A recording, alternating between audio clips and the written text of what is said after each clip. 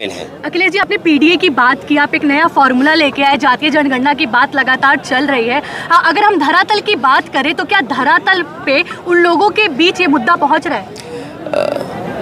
उन्हें अपने हक विचार तो किया है, क्योंकि हमारे पास पैकेज नहीं है। अखिलेश जी, आज आपने ट्वीट किया है। और अगर पैकेज होता तो हमारे लोग इस बात को मेरा नाम है काजल सिंह और आप देखना शुरू कर चुके हैं मुलाकात। इस वक्त आपको बता देती हूँ कि एटा के अलीगंज विधानसभा के नगला डांडी में मौजूद हूँ, जहाँ पर सपा सुप्रीमो अखिलेश यादव आए और लोगों को बड़े जनसभा को संबोधित किया। साथ ही साथ शहीद मेजर केपी सिंह यादव की मूर्ति का अनावरण भी किया। अगर उनकी बात करें तो सुकमा के मतलब सुकमा में, छत्तीसगढ़ के सुकमा में वो शहीद हुए थे। अब यहाँ पर जब अखिलेश यादव आएंगे तो अब तो सन 2024 का चुनाव भी आ रहा है, तो उसके बारे में कुछ उन्होंने ना कहा हो, ऐसा कैसे हो सकता है? तो जरा सुनिए क्या क्या कह गए यहाँ पर आकर अखिलेश यादव। लोकसभा बनाई और लोकसभा के परंपरा देखिए आप कि सबसे ज्यादा सांसदों को निकाल दिया और जिन सवालों का जवाब देना चाहिए था उन सवालों के जवाब से बचने के लिए लोकसभा से सांसदों को निकाल दिया गया।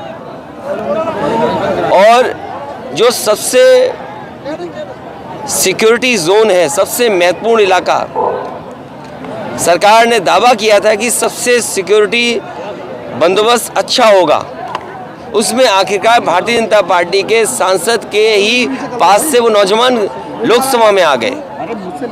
ये लोकसभा नहीं चलाना चाहते, इसलिए जनता को सावधान रहना है कि 24 में ये लौट करके आ गए तो वोट देने का अधिकार भी छीन लेंगे। जहां महंगाई बढ़ गई है, बेरोजगारी बढ़ गई है, ये सरकार दावा कर रही थी कि बड़े बड़े उद्योगपति आएंगे, कारखाने उद्योग लगेंगे। अब तो हम सब लोग चुनाव में जा रहे हैं, कोई उद्योग लगा हो तो बताएं, कोई कारखाना लगा हो तो बताएं, और जिन कारखाने के लगने से कितनों को नौकरी, कितनों को रोजगार मिला, ये तो सरकार बताए। इसी जिले में समाजवादी सरकार में उत्तर प्रदेश का सबसे बड़ा बिजली का कारखाना लगना शुरू हुआ, आज तक पूरा नहीं हो पाया। और यही सरकार अगर पूरा कर देती तो जनता को सस्ती बिजली मिलती। किसी अस्पताल में आप चले जाएं, गरीब को इलाज नहीं मिल रहा और 7 साल होने वाले हैं सरकार के।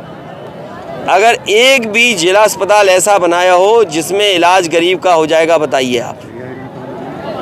जो एम्बुलेंस व्यवस्था थी वो चौपट कर दी, जो पुलिस को व्यवस्था दी थी वो चौपट कर दी। केवल झूठे मुकदमे लगाना, अन्याय करना, विपक्ष की आवाज़ को दबाना। लेकिन विपक्ष और ये जनता जब वोट डालेगी तो भारतीय जनता पार्टी का सफाया करेगी। गठबंधन आने वाले समय में उत्तर प्रदेश में भारतीय जनता पार्टी को 80 सीटें हराएगा। 80 सीटें हराने से संविधान बचेगा, भारतीय जनता पार्टी हटेगी। अयोध्या में एयरपोर्ट का नाम मतलब महर्षि वाल्मीकि रख दिया है, तो ये क्या दलित वोटों को फाड़ने की कोशिश की गई है मंदिर के नाम पे? और वो उस स्टेडियम का नाम आप नहीं लोगे जिस स्टेडियम में भारत हार गया। अखिलेश जी, जातीय जनगणना एक नाम बदलने से भारत हार गया। और आपको याद होगा कि लखनऊ के स्टेडियम का नाम एकाना स्टेडियम था। एकाना हमारे भगवान विष्णु का नाम है, उनका नाम बदल दिया। तो जो लोग भगवान का नाम बदल सकते हैं वो कुछ भी कर सकते हैं। तो नाम बदलने से किसी समाज का सम्मान नहीं होगा। उनकी आबादी की गिनती हो और आबादी के हिसाब से हक और सम्मान मिले, चाहे वो हमारे दलित भाई हों, चाहे पिछड़े हों, चाहे अल्पसंख्यक हों, चाहे आदिवासी हों, या जो पीड़ित अगड़े हों, या जिनके साथ भेदभाव हो रहा है अगड़े, वो भी आए। ये पीडीए में वो लोग भी शामिल हैं। अखिलेश जी, आपने पीडीए की बात की, आप एक नया फॉर्मूला लेके आए, जातीय जनगणना की बात लगातार चल रही है। अगर हम धरातल की बात करें तो क्या धरातल पे उन लोगों के बीच ये मुद्दा पहुंच रहा है? उन्हें अपने हक और अधिकार पता है कि किस तरह भारतीय जनता पार्टी छीन रही है। इस बात को पहुंचाने के लिए और बड़ा समूह बनाने के लिए बीजेपी सबका साथ, सबका विकास की बात करती, लेकिन सबके साथ में गैर बराबरी नहीं खत्म हो रही। ये पीडीए जो हमारा है जो पीडीए का नारा है, ये गैर बराबरी खत्म करने के लिए है, ये भेदभाव खत्म करने के लिए है। जी, अखिलेश जी, अगर मैं छोटे दलों की बात करूं तो समाजवादी पार्टी के साथ होने जा रहा है उद्घाटन, क्या आप मानते हैं कि बीजेपी इसके नाम पर धार्मिक ध्रुवीकरण करना चाहती है 2024 के मिशन के लिए? अरे पत्रकार साथियों, उनके पास यही है, इनके अलावा कुछ नहीं है। ये धर्म का इस्तेमाल राजनीति में पहले दिन से करते आए हैं। जनता को धोखा देना इनका एक तरह से व्यवहार समझ लें, धंधा समझ लें, या इनका कार्यक्रम समझ लें, या इनकी रणनीति समझ लें। ये धर्म से राजनीति करने का तरीका इनका रणनीति का हिस्सा है। अखिलेश यादव अयोध्या जा रहे हैं? देखिए, अखिलेश यादव अयोध्या जा रहे हैं? होना है, आप जाएंगे उसमें अगर आपको न्योता मिला जाए तो जाएंगे देखिए, क्या? आप लोग भी समझदार लोग हैं और बहुत जागरूक हैं।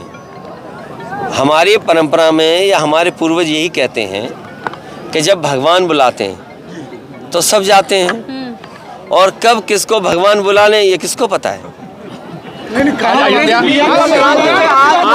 अगर ये बात गलत हो तो बताओ। पीएम ने बयान दिया है कि आज अयोध्या ना आए, अपने घर पे ही दीपक जलाएं, ये पीएम का आज बयान है। नहीं, देखिए, लोग अयोध्या जाएंगे, लोग भगवान श्री राम के दर्शन करने जाएंगे, भगवान श्री राम जी के परिवार जो है उनका दर्शन करेंगे, तो लोग तो जाएंगे, और ये लोग जाएंगे जिनको भगवान बुलाएंगे, और जब जिसका समय आएगा वो जाएगा। तो सोचिए, अरे मेरे साथी ये सही बताया, ये तो मेरे दिमाग से निकल गई बात।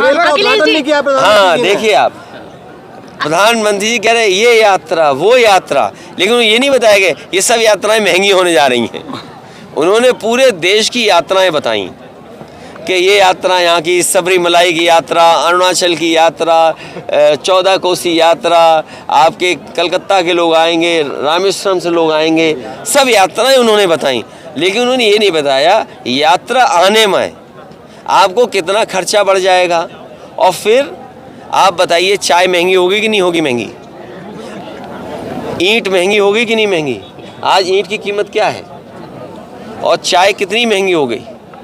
महंगाई चरम सीमा पर है, लोगों के हाथ में नौकरी रोजगार नहीं है, लोग नौकरी रोजगार न मांगे, इसलिए ये सब कार्यक्रम हो रहे हैं। अखिलेश जी, यात्रा की बात हो रही है तो राहुल गांधी न्याय यात्रा करने जा रहे हैं। देखिए, चुनाव के समय हर व्यक्ति यात्रा करता है या कार्यक्रम करता है, और ये कार्यक्रम इसी तरह चलते हैं पॉलिटिकल पार्टी। उत्तर प्रदेश जब यात्रा पहुंचेगी तो अखिलेश यादव साथ होंगे? बेचारे हैं स्वामी प्रसाद और अखिलेश, जो स्क्रिप्ट लिखते हैं वही बोलते हैं, वो इस पर क्या कहेंगे आप? देखिए, जो स्क्रिप्टेड हैं, स्क्रिप्टेड लीडर और मेकअप लीडर अगर सबसे ज्यादा कहीं है तो वो भारतीय जनता पार्टी में। अध्यक्ष जी, विपक्ष की तरफ से प्रधानमंत्री का चेहरा कौन है ये अभी स्पष्ट नहीं हुआ है। हमारे पास इतनी चॉइस है कि जिसमें आप लोकसभा के बाद तय कर लेंगे। मुख्य हमारा ये है लक्ष्य कि उत्तर प्रदेश से भारतीय जनता पार्टी का सफाया हो, और उत्तर प्रदेश ही सरकार बनाता है। 80 हराओ, भारतीय जनता पार्टी हटाओ। क्या आप अखिलेश जी, जब छोटे दलों की बात करते हैं वो खड़गे को प्रधानमंत्री के रूप में बताना, उन्होंने समर्थन दिया, क्या बता रहे हो? ये बातें इधर उधर मत करो। किसान की आय दोगुनी होगी क्या? हर प्रधान से पैसा वसूला जा रहा है। क्या ये जो LED वैन या TV वैन जा रही है गांव में, क्या ये बताने जा रही है कि किसानों की आय दोगुनी हो जाएगी? या आलू का किसान है मान लीजिए, क्या उसके लिए बीज सस्ता था? क्या उसकी पैदावार में जो लागत है वो कम हो गई? क्या डीजल, पेट्रोल, खाद, DAP या कीटनाशक दवाइयाँ या इक्विपमेंट जो लगते हैं, क्या उसमें GST कम हो गए? क्या उसके लिए कुछ सस्ती चीज़ें उपलब्ध हुई हैं क्या? गठबंधन 2024 में कितनी सीटें जीतेगा ये आप बता दीजिए। बीजेपी झूठ बोलती है और आपका सत्य क्यों नहीं दिख रहा है? क्या कभी इस पर विचार किया है आपने? विचार तो किया है, क्योंकि हमारे पास पैकेज नहीं है। अखिलेश जी, आज आपने ट्वीट किया है। और अगर पैकेज होता तो हमारे लोग इस बात को स्वीकार कर लेते। अब आप ये बताइए, हमारे 19 जो चीन से हमारी लड़ाई हुई लद्दाख के इलाके में, जो सबसे महत्वपूर्ण लड़ाई हुई जिसमें 114 कुमाऊं रेजिमेंट के लोग शहीद हो गए, और जो मेमोरियल बना था, आज चीन के लोग कह रहे हैं कि इस मेमोरियल को नहीं बना सकते हैं आप, वो मेमोरियल तोड़ा जा रहा है। क्या आप में से किसी ने खबर बनाई? एक हवाई जहाज जो भारत से चलता है और जिसमें लोगों से पैसा वसूला गया। गुजरात के लोग थे, पंजाब के लोग थे, उनसे पैसा वसूला गया। और सुनने में आ रहा है कि एक एक व्यक्ति ने 50 लाख रुपए दिए हैं जो अमेरिका में घुसना चाहते थे इलीगली। तो सोचिए, यही क्या गुजरात मॉडल था? सोचना चाहिए सरकार को और आपको विचार करना चाहिए कि जहाँ से प्रधानमंत्री हैं उस प्रदेश की हालत ये है कि पूरा का पूरा हवाई जहाज इलीगल जा रहा है। यहाँ तो आप अगर कोई छोटी घटना कर दो, अधिकारी आपके खिलाफ न जाने कितने मुकदमे लगाने को तैयार हैं, झूठे। लेकिन एक हवाई जहाज जा रहा है, उसमें इलीगल लोग बैठे हैं, फ्रांस ने पकड़ लिया। बताइए कितने बड़ा अपमान हुआ आपका। अखिलेश जी, और फिर दूसरा सवाल, जब देश के रक्षा मंत्री, यूपी में एक शहीद हुआ कानपुर का नौजवान, क्या उसके घर परिवार में उसके परिवार के बीच बैठे जा करके? नहीं बैठे।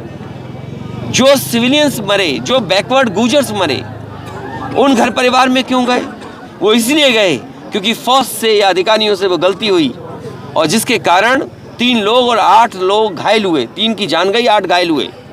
तो आप सवाल ये करिए बीजेपी से कि जो शहीद हुए उनके परिवार के सदस्यों के बीच में उनके बड़े बड़े लीडर बैठेंगे, जाएंगे घर उनके दुख में कि नहीं जाएंगे?